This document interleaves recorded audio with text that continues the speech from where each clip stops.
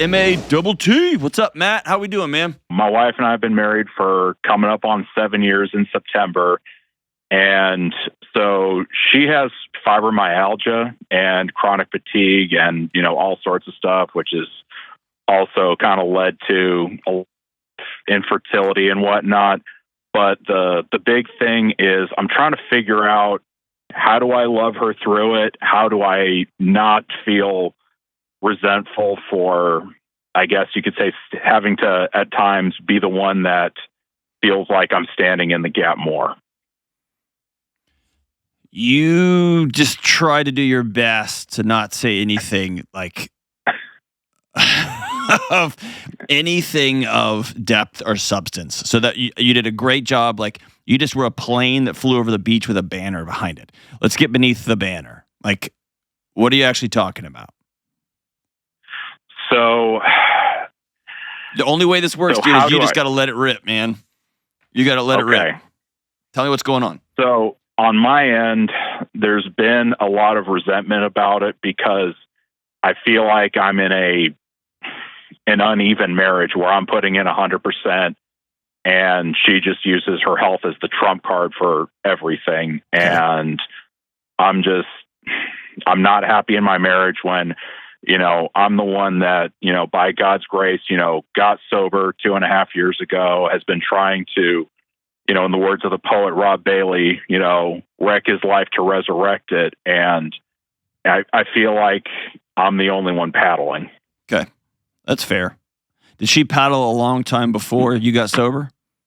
She claims that she did, but, financially speaking, I've always been the one. And then the last year or so, I've had to really focus on my mental health, which ultimately led me to you. Okay. Because I had a whole bunch of, episodes with a lot of anxiety and a lot of depression and whatnot that I've been getting counseling for and whatnot. And it's been a rough year. And as a result, she's had to step up, and I've been getting my, emotionally getting my brains beat in over it, with just how our dynamic has especially been in the last 6 months. Okay. What led to this phone call?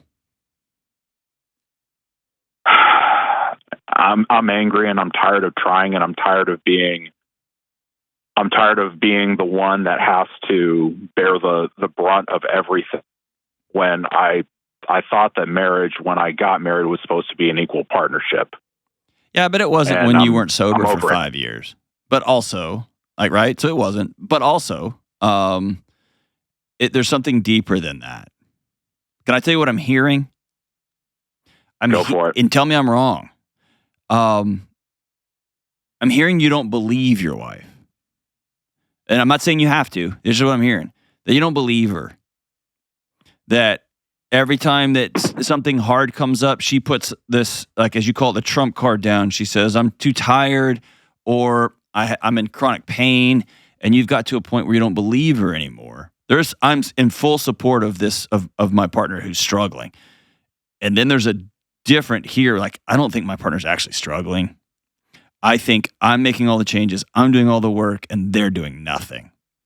And underneath that, I feel like you're trying to talk yourself into going all the way with it. And that you're done. And you either want me to give you permission, or you're just trying to talk yourself out of staying. Am I wrong? I'm trying to figure out the right way to go, because, I'm a deeply flawed individual. We all are. But, I've been that person my whole life of, my existence is synonymous with defiance, and I don't want to be a quitter. And, I've always been that person where, the guy who I actually owe my sobriety to says, run to pressure. And that's what I'm trying to do. And I want to be synonymous with doing the right thing. Okay. Good deal. And I honor that. Okay. And did the person who walked you through sobriety over 2.5 years tell you that, and it's maybe one of those things that you, like, intellectually you understand, but as you're experiencing it, it's very difficult, that when you get sober, it blows up everything. Mm-hmm. Because it just rattles the dynamic of every relationship you have with your wife, with your kids, with your coworkers, with your friends, and not always in good ways. I mean, I had worry, sure, but this whole, depression and anxiety that I had after the fact, this is uncharted territory for me, which is why I've been working on talking to a counselor on the regular. Good for you. Well, besides just talking, are you making some life changes? In the gym 4 to 5 days a week. Amazing. Is the average goal. And once I get my schedule nailed down, because I just started a new job and everything. Amazing. Awesome. I did 75 hard last year successfully on my first attempt, and I'm going to probably do that again. That's awesome. You using for however long you used, it played a role in your life. It did something. And when you take it, it protected you. Okay. And when you remove that, now your body is feeling what it's been trying to tell you all along, right? The anxiousness and the riding low, all those, your body's trying to get your attention for some things, and those things are going to surface. And your AA sponsor was right on, man. That you got to go right into the ugly, and that's hard. And it's uncomfortable. I didn't do AA. I went full on cold turkey. Oh, well, there okay, so that means, oh, geez, that's a whole other conversation. Not that everybody has to do AA, but what you did was you've been using crutches for a long time, and you just hacked them up with a hatchet and threw them in a campfire. And you're like, I'm going to start walking. And your body was like, oh, really? That's how we're going to do this? Right? And so, yeah, there's a price to pay, man. Do you have a community? Do you have people that you hang out with? I mean, I work in the automotive sales world, but I keep my circle very, very narrow. And your body's going to keep being anxious and keep running really hot and really low until you get a community of friends that you can relax. Your body would be failing you if it let you sleep all night after working and working out and having a really electrified marriage, not in a good way, but you have nobody to call in the middle of the night. And as a salesman, you know as well as I do, every moment of that job is transactional. Even with your fellow salesman, everything always has a smile and an angle and a handshake to it. There's no shoulder dropping in those relationships. And that to me is the most beautiful part of a program of AA of some sort. And I'm not saying that's for everybody, and I know people have been hurt by it and all that, but it gives you a built-in system of looking around and going, okay, these are people just like me. I'm going to be all right. And here's why I'm telling you that. You are white-knuckling everything. And you're good at white-knuckling. I just want to tell you there's a cliff of a shelf life to white-knuckling. You're going to have to make peace with your body. You're going to have to make peace with your past decisions. You're going to have to make peace with relationships. Because if not, you're just going to trade one series of addictions for another. And then what happens is you start spinning and spinning and spinning. You just look for the closest person to dump all this on. And I'm not saying your wife is blameless here, not even a little bit, but she's not on the phone with me. Who do you have that you talk to on a regular basis that you drop your shoulders and you're like, man, I'm really hurting. I miss my wife. Probably my best friend that I moved down here to be closer to. Okay. Y'all get together once a week? Y'all get together with some regularity? We have that relationship where, we text each other every day, but as far as, in-person contact, it's probably once every 2.5 or 3 weeks, because between the ones that live out of state and whatnot, he's got, 9 kids, and I'm a workaholic. Okay. So, and you just said it. So you're transferring one addiction to another, right? And this one's admittedly healthier for the time being. And most of my early sitting with people who had burned everything to the ground were workaholics. Okay. Let's back all the way out with your wife. Here's what I got to tell you. Is she, or let me ask you, is she refusing to go meet with a counselor, a psychiatrist, or a psychologist to deal with fibromyalgia, to deal with chronic pain, to deal with some of these things? She has a counselor that she's talking to, and then I have somebody I'm talking to who also does our couples counseling as well. So tell me what couples counseling is like. How's that going? Dread it every single time, but at the same time, it's like scratching off dead skin, I think is the best way to put it, where it's like it needs to be done and you feel better after the fact, but the whole time I feel like I'm the one in the hot seat because she's the one that's been pushing for it. Have you said your needs and wants out loud?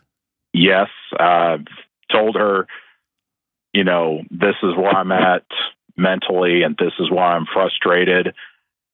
And then health, trump card, standard, operational programming, rinse and repeat.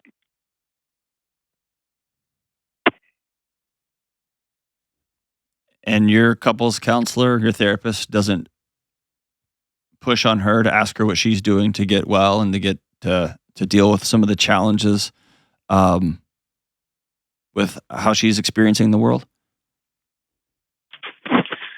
I don't know about her personal counselor, but usually the counseling is related to our dynamic as a couple and communication, because that's something we've been working on as opposed to just, her specifically. What is she not doing that she needs to be doing, or that in your head, like what work does she need to be doing so that she would be pulling equal weight in your eyes? I don't want to deal with complaining when you're the one that has to stand in the gap. Specifically, whether it's financially and having to do it that way, or dude, I need you to be specific. Like, what do you mean? Is she complaining that y'all don't have enough money, but she's not getting a job?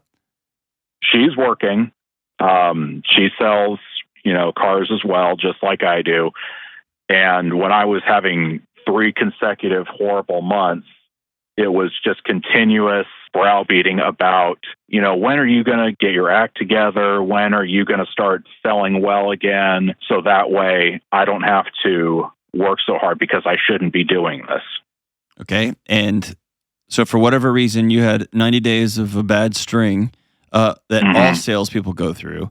And yes, she beat you up about it. And at any point you say, hey, we're on the same team and I'm doing the best I can, and I'm sorry. I said, I'm doing the best I can with the cards I've been given, the customers I've been dealt. And then she immediately pulls out a fibromyalgia card.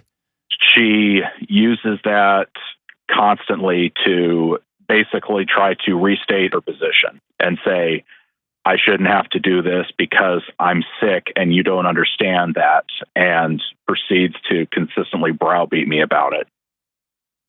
I guess, bro, I feel like I'm at a loss in how I can help. Tell me how I can help.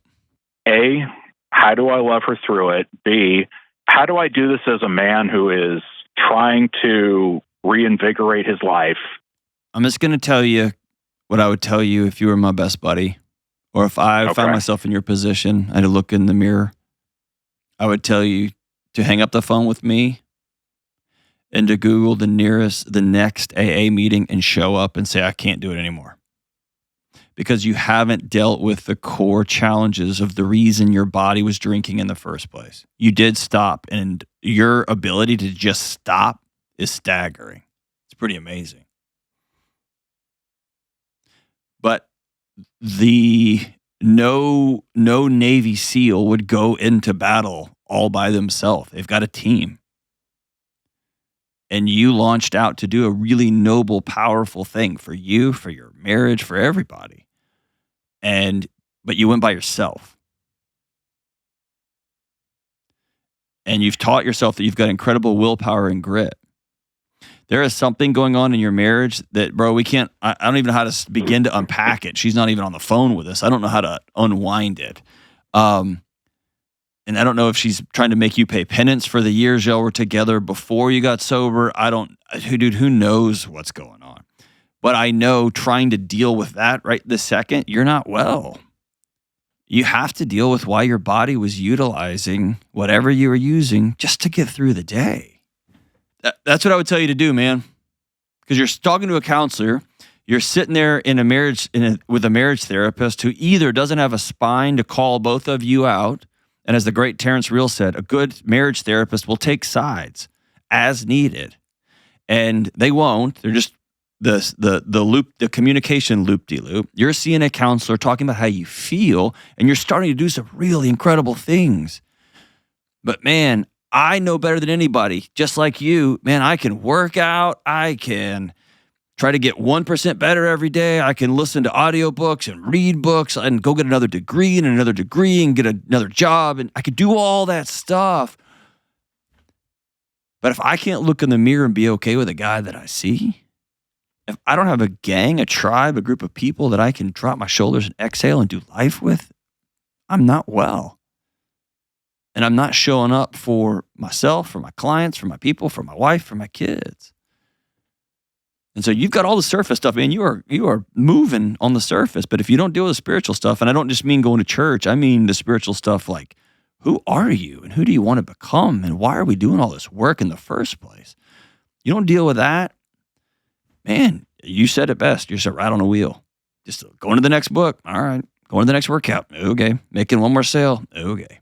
And that's that hollow, that's that Instagram change your life-ish stuff. It's the hollowness that is pervasive in our culture these days. I'm doing all the right things. I'm going. And dude, I'm as empty as I've ever been.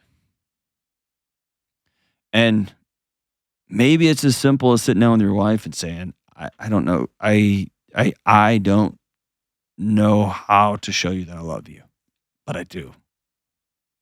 Can we build something new? Maybe she says no. Maybe she says no. I don't know.